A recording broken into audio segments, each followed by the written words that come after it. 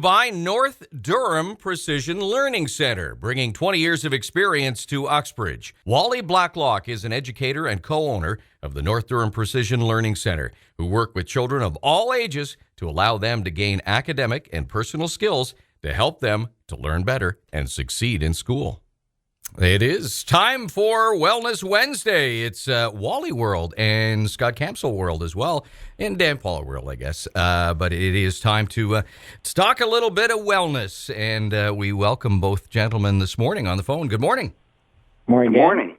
So, yes, wellness as in the wellness of parents, I think, more than directly the kids. But, Wally, you deal with kids and you try to bring up their educational levels on a regular basis. And we've talked about this once before, but I'm wondering, I always like to do a checkup because we're now a little further into the pandemic, and obviously more kids are learning via the internet and or their computers.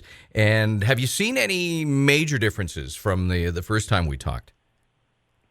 Yeah, I've seen a lot more parents have considered and actually have made the move. I think parents had an opportunity to switch to online learning, and a lot of parents took that opportunity, so they've made that switch. And a lot of parents that have started that way are continuing to do so through the struggles and the learning curves. Why do you think they made that switch? Well, I think parents they're given the choice. I mean, the pandemic has created some fear. Perhaps it's even just making the decision to do the right thing, and for the sake of keeping the pandemic at bay and staying home and staying safe. Right. Now, you're also teaching, and would you say, well, I guess you would be a supplemental program, correct? Yes. Right, to the regular educational. Do you have more parents coming forward going, I think my kids are not getting the education they would have been before, or are you seeing the numbers pretty typical from what they would be during a year?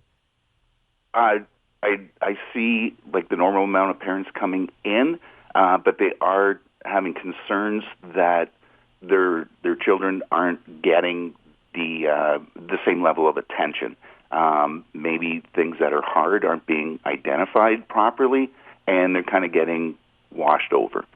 Is it easier for kids just to go, you know what, I'm not really getting this, and kind of slide and get away with it? Absolutely. I mean, everyone's kind of doing this in isolation. So you have groups of kids that are all together online, but they're on their own in their homes, and often the online teacher, they may be on their own in their own home. So even though they're together as a group, they still have a level of isolation, and it's just kind of easy for kids. They're online, and they're listening, and they're watching, but they're not giving that communication back and forth. Now, here's the big question, and I know it's the one that you wanted to address. As a parent, you want to make sure your kids are there, that they're staying online, they're staying focused and do their work. So you offer up a reward, and I thought what a great topic that you offered up. What's the difference between a reward and a bribe? I have to admit, I never really thought about that before. Well, it's a very fine line between a reward and a bribe, and probably a good general rule is that if the reward is something that's negotiated when you're in a crisis point, or you're at that point of a meltdown, or you're in the middle of something, then this is probably a bribe. And likely you're only going to reinforce that negative behavior because the negative behavior has to occur before that reward gets received. So it's just going to encourage that behavior again. Or if you want it to be a reward, typically you plan that ahead. So it's negotiated ahead of time. All of the goals are in place and what the expectations are to receive the reward. And you can give that out at like regular intervals. And it's never just given, it's always earned. Right, so it's before any of this starts.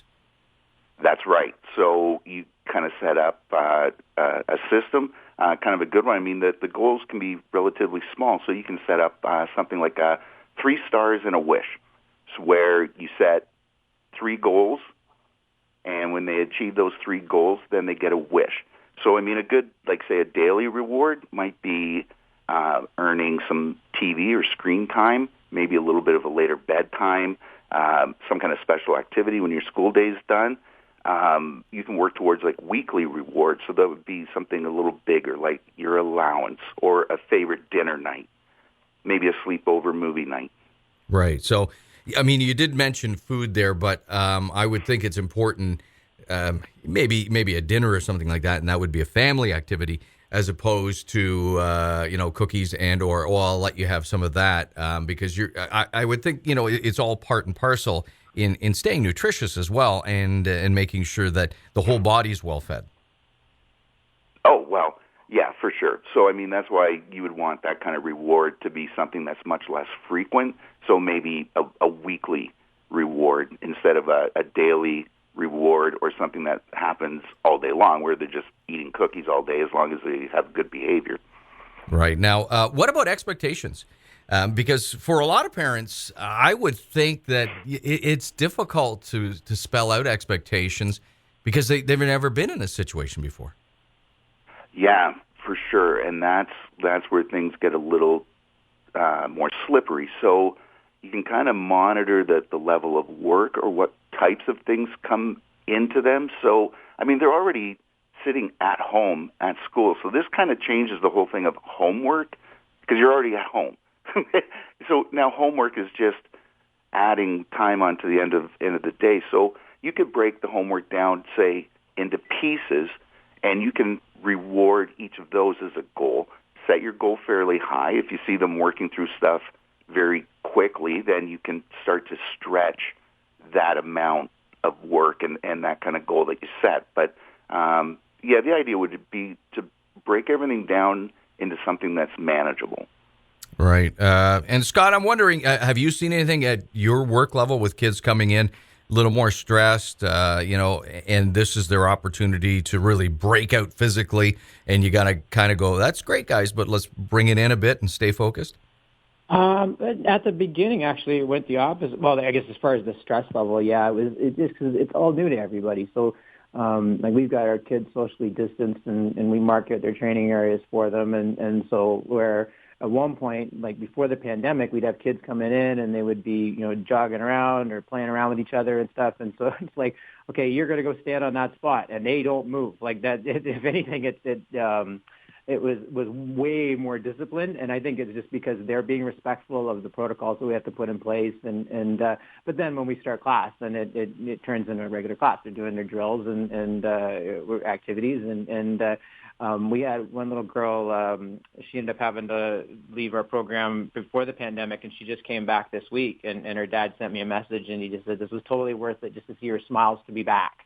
So I think any kind of normal whatsoever is good for a child for sure. I'm just a little nervous right now because when Wally gave that 3 stars and a wish thing, Jennifer's here beside me, and she gave me a really good positive look about that, and I'm sort of a little concerned because I'm thinking I'm going to have to do, house cleaning, cooking dinners, and so I'm just coming up with her 3 stars, and I'm lucky for me, though, guys, I might get my wish. Yeah, well, careful what's on that wish list, too, by the way.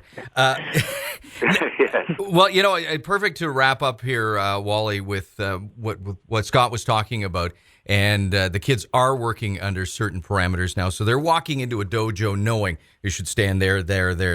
I guess it's a similar situation now because the computer time has changed. As you said, it used to be homework. Well, guess what? You're always home now. And the importance of setting things up in a structure that kids know I'm in school or whatever, and those are the kind of expectations.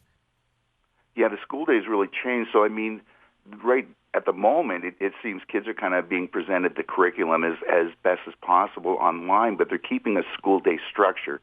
So I don't know, that kind of thing may change a little bit because, I mean, it's difficult for anybody to sit in front of a computer screen for 1, 2, 2.5 hours at a time. I know that they give short breaks, but they're not getting all the same social cues that they get when they're in a classroom. A look at a friend, or you can't see if the other kids are all kind of getting it and you're not getting it. You just have a feeling you might be the only one that's not getting this. So let's say I'm a parent. I've got my kid online learning, and they're doing okay, but I think they can do better. What would be the difference between your program and like a Kumon or somebody that comes in and tutors in the house, or like if I'm looking for assistance, what would be things that I should consider?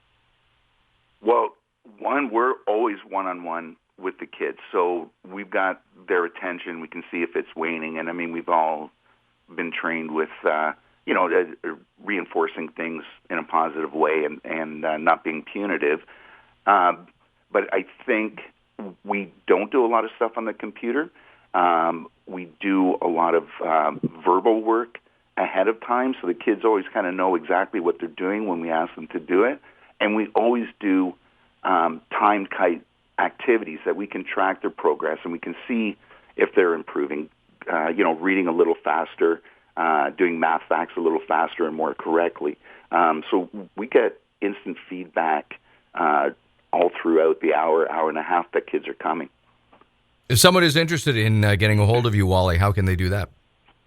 They can give us a call at 905-852-0527 or send an email to northdurhamplc@gmail.com or visit us on Facebook.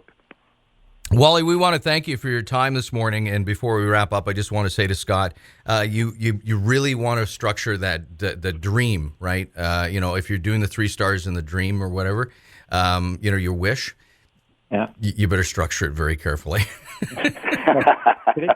Make it a good wish. Jennifer's already setting up charts. We can get the crystal board out and everything. Well, it'll make it interesting to see what part of Wellness Wednesday we're talking about next week. So, guys, thanks for your time this morning. Thank you. Thank you. Take care. Bye-bye. Bye. That is Wally Blacklock, and again, he is with North Durham Precision Learning Center, and also Scott Campsell from Okami Kai Karate.